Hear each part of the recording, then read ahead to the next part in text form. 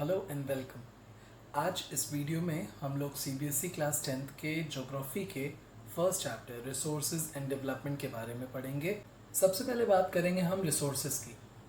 हमारे इन्वायरमेंट में जो भी चीज़ें हमारी नीड को सेटिस्फाई करती हैं, जो टेक्नोलॉजिकली एक्सेसिबल होती हैं, इकोनॉमिकली फीजिबल होती हैं, मतलब हम काफ़ी आसानी से कम पैसों में उस रिसोर्स को पा सकते हैं और कल्चरली एक्सेप्टेबल होती हैं, उन तमाम चीज़ों को आप रिसोर्स कहते हो। रिसोर्स ब्रॉड लेवल पे देखा जाए तो 3 टाइप्स के होते हैं।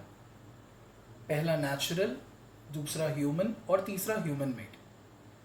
ये तो ब्रॉड लेवल हुए। अब हम लोग अलग अलग बेसिस पे रिसोर्सेज के टाइप्स पढ़ेंगे। सबसे पहला बेसिस है on the basis of origin. Resources origin के बेसिस पे। ओरिजिन के बेसिस पे रिसोर्सेज 2 टाइप के होते हैं। पहला बायोटेक और दूसरा एबायोटेक। बायोटेक रिसोर्सेज वो रिसोर्सेज जो कि हमको बायोस्फीयर से मिलते हैं, इसके एग्जांपल में जैसे ह्यूमन बीइंग्स, फ्लोरा, फौना। और एबायोटेक वो रिसोर्सेज जो कि नॉन लिविंग थिंग्स हैं, जैसे रॉक, मेटल्स एट्सेट्रा। नेक्स्ट जो बेसिस है वो है हमारा एग्जॉस्टिबिलिटी और लिमिटेशन ऑफ यूज। एग्जॉस्टिबिलिटी के बेसिस पे रिसोर्सेज 2 टाइप के होते हैं। पहला रिन्यूएबल, दूसरा नॉन रिन्यूएबल। रिन्यूएबल रिसोर्सेज जैसा कि आप जानते होंगे कि जिन रिसोर्सेज को आप रिन्यू कर सकते हो, बहुत लंबे समय में नहीं, कम समय में ही आप उसे रिन्यू कर सकते हो, वो है रिन्यूएबल रिसोर्सेज। इसके एग्जांपल में जैसे कि सोलर, विंड, ये सब मैकेनिकल प्रोसेस से आप उसको रिन्यू कर सकते हो। दूसरा नॉन रिन्यूएबल रिसोर्सेज जो कि कम समय में रिन्यू नहीं हो सकता, वो इतना ज़्यादा समय लगता है कि उसको हम लोग ऑलमोस्ट नॉन रिन्यूएबल ही मानते हैं। तो नॉन रिन्यूएबल रिसोर्सेज के कुछ एग्जांपल्स जैसे कि आपके फॉसिल फ्यूल्स, मिनरल्स एट्सेट्रा। तो ये थे रिन्यूएबल और नॉन रिन्यूएबल रिसोर्सेज। अब रिन्यूएबल रिसोर्सेज के भी 2 टाइप्स होते हैं। रिन्यूएबल रिसोर्सेज का पहला टाइप है फ्लो और कॉन्टिन्यूअस और दूसरा टाइप है बायोलॉजिकल। फ्लो और कॉन्टिन्यूअस टाइप वो रिसोर्सेज होते हैं जो कि एक साथ यूज और रिप्लेनिश एक ही समय पे कर लिए जाते हैं।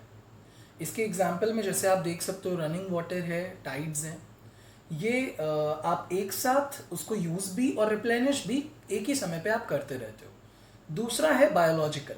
इसमें ऑर्गेनिजम्स अपने नॉर्मल ग्रोथ और रिप्रोडक्शन के लिए इन रिसोर्सेज को इस्तेमाल करते हैं। इसके एग्जाम्पल से पहले इसके 2 टाइप्स मैं आपको बता दूं, वाइल्ड लाइफ और नेचुरल वेजिटेशन। इसके नेचुरल वेजिटेशन में आपके सारे फ्लोरा आ जाएंगे और वाइल्ड लाइफ में आपके फौना आ जाएंगे। अब नॉन रिन्यूएबल रिसोर्सेज के टाइप्स। नॉन रिन्यूएबल भी 2 टाइप के होते हैं। पहला रिसाइक्लेबल और दूसरा नॉन रिसाइक्लेबल। रिसाइक्लेबल रिसोर्सेज वो रिसोर्सेज जो कि रिसाइकिल किए जा सकते हैं, जैसे कि आपके मेटल्स को रिसाइकिल कर लिया जाता है। और नॉन रिसाइकलेबल मतलब कि ऐसे रिसोर्स जो कि रिसाइकल नहीं किए जा सकते, जैसे पेट्रोलियम, कोल, ये सारे जो फॉसिल फ्यूल्स हैं हमारे, वो एक बार खत्म तो मतलब खत्म, वो रिसाइकल नहीं हो सकते हैं। अब resources on the basis of ownership. On the basis of ownership resources 4 type के होते हैं। पहला इंडिविजुअल रिसोर्स, दूसरा कम्युनिटी ओन रिसोर्स, तीसरा नेशनल रिसोर्स और चौथा इंटरनेशनल रिसोर्स। सबसे पहले हम बात करेंगे इंडिविजुअल रिसोर्स की।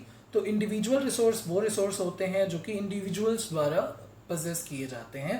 इसमें जैसे कि आप एग्जांपल ले सकते हो, पॉन्ड हो गया, कोई प्लांटेशन हो गया, कुएं का पानी हो गया। दूसरा हमारा है community own resource. Community own resource ये accessible to all the community, means to whole community होता है। इसके एग्जाम्पल में जैसे ग्रेजिंग ग्राउंड हो गया गांव में, अगर आप देख लो, और अगर आप शहर की बात करो तो पब्लिक पार्क्स, ये कम्युनिटी ओन रिसोर्स में आ जाएगा। तीसरा होता है नेशनल रिसोर्स।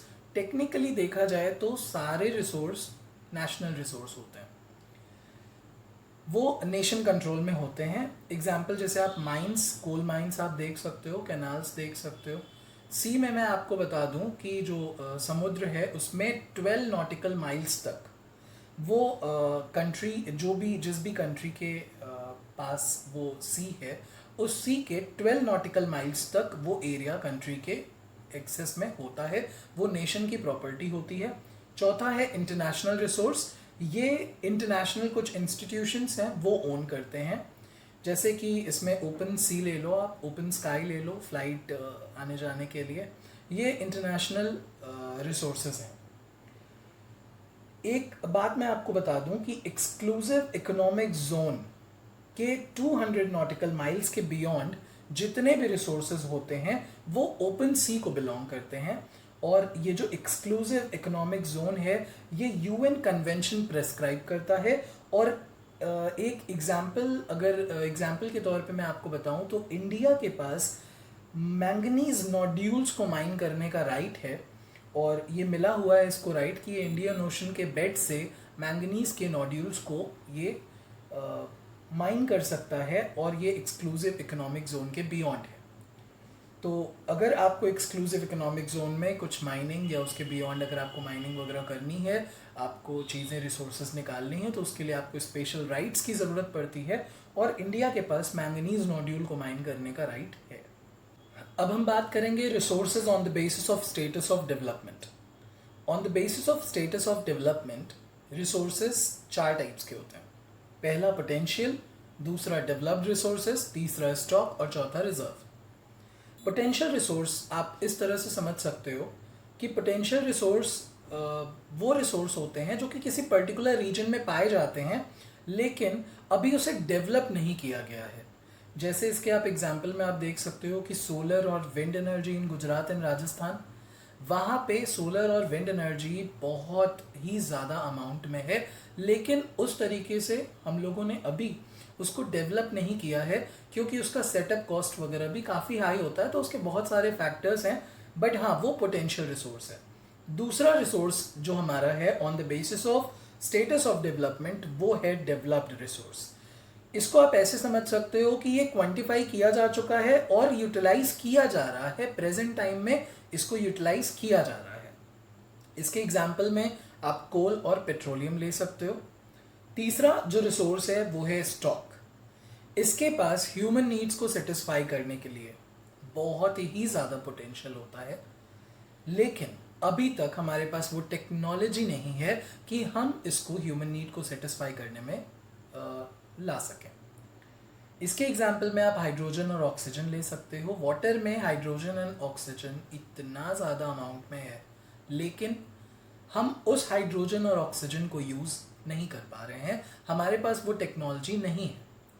चौथा है रिजर्व। रिजर्व को आप स्टॉक का सबसेट कह सकते हो। रिजर्व वो रिसोर्सेज आप कह सकते हो जिसका कि टेक्नोलॉजिकल नो हाउ हमें पता है, और अभी तक वहाँ पे एक्सप्लोरेशन पॉसिबल नहीं हो पाया। इसके एग्जाम्पल में आप ले सकते हो जितने भी फॉरेस्ट रिजर्व हैं, हमें पता है कि बहुत ही ज़्यादा फॉरेस्ट में रिसोर्सेज हैं, मिनरल्स हैं, लेकिन अभी तक हमने उसको एक्सप्लोर नहीं किया है। वो हमारे लिए रिजर्व का काम करते हैं, वो हमारे लिए रिजर्व रिसोर्सेज हैं। यहाँ पे मैंने एक टर्म यूज़ किया है technological know how. Know how मतलब कि आपके पास उस चीज़ का कॉन्सेप्ट है, फॉर्मूला है, ब्लूप्रिंट है कि कैसे क्या करना है, बट अभी तक उस जगह को एक्सप्लोर नहीं किया गया है, वो हमारे रिजर्व्स कहलाते हैं। इसी चैप्टर के आगे के कंटेंट्स के लिए नेक्स्ट पार्ट ज़रूर देखें।